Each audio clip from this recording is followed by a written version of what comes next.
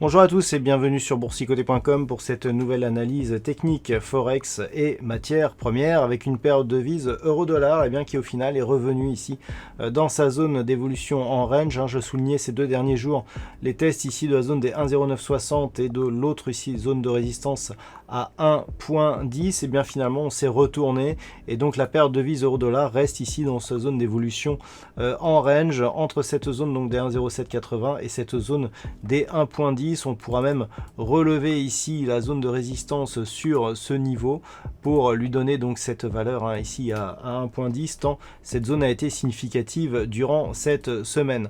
Donc on a ici une configuration qui change légèrement. Tant que l'on est ici dans cette zone de neutralisation, il est difficile de définir un directionnel porteur pour cette paire de devises, malgré une dynamique qui était plutôt baissière sur les évolutions précédentes. Mais actuellement, on a tout neutralisé, donc c'est neutre ici sur le court et sur le moyen terme, sur cette paire de devises euro-dollar. Et puis sur le câble, nous sommes là aussi sur une tentative de rupture à la baisse. On soulignait il y a peu cette attaque ici sur la zone des 1,22 et ce retour au-dessus de cette zone. Vous voyez que par rapport ici à la zone, à la configuration globale, on est sur une tentative de rupture. Alors, je vous disais hier que si on ne revenait pas rapidement ici sur cette zone, on pouvait impulser un rebond. Malgré tout, on avait eu une attaque assez agressive. On n'est pas parvenu ici à repasser sur un mouvement vraiment haussier. Et donc, on revient ici sous cette zone. Et donc là, la configuration, elle devient nettement plus baissière puisque nous avons donc cassure, donc confirmation de la cassure des 1,22. Contact avec la bande de Bollinger inférieure et il semblerait que la moyenne mobile 20 exponentielle agisse désormais comme zone de résistance. Donc c'est une configuration qui est bien baissière et tant que les cours évoluent ici sous la zone des 1,22, l'objectif est un retour sur la zone de support majeur des 1,20 donc sur la paire livre sterling contre dollar américain.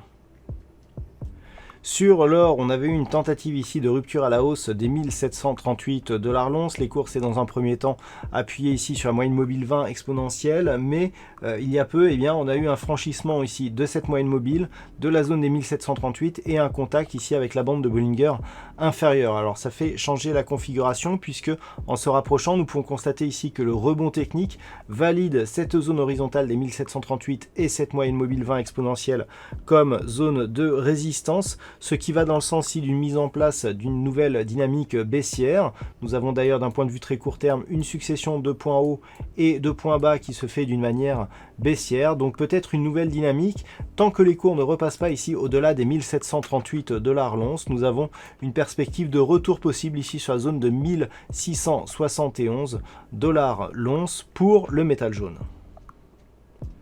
Et puis enfin le WTI qui a donc connu une forte hausse ces derniers jours, culminant ici sur des niveaux supérieurs à 34,50 $ le baril. Alors on a eu une petite phase d'affaiblissement dans la nuit avec donc des cours qui sont revenus ici au contact des 31 $ le baril. On a un petit peu rebondi dans la journée. Alors cela ne remet pas en cause pour l'instant la dynamique haussière actuelle et l'objectif reste une poursuite ici en direction des 35,50.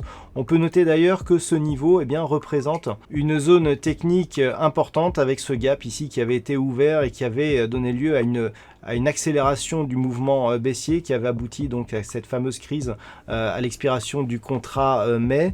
Donc on a bien rebondi depuis et on est proche ici de cette zone de résistance que l'on constate ici sur cette phase de cotation en début mars. Donc prochainement c'est vraiment cette zone ici des 35,50 $ l'once qu'il va falloir surveiller puisque un franchissement de cette zone commencerait ici à combler le gap qui avait été ouvert sur cette phase et donc à potentiellement nous donner un gros signal de retournement sur un horizon de temps un peu plus moyen terme.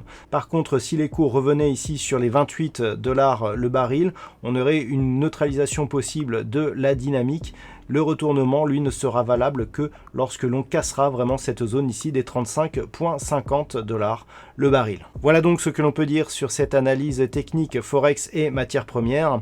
Passez un bon week-end, on se retrouve dès la semaine prochaine pour d'autres analyses techniques, toujours sur le site boursicoté.com.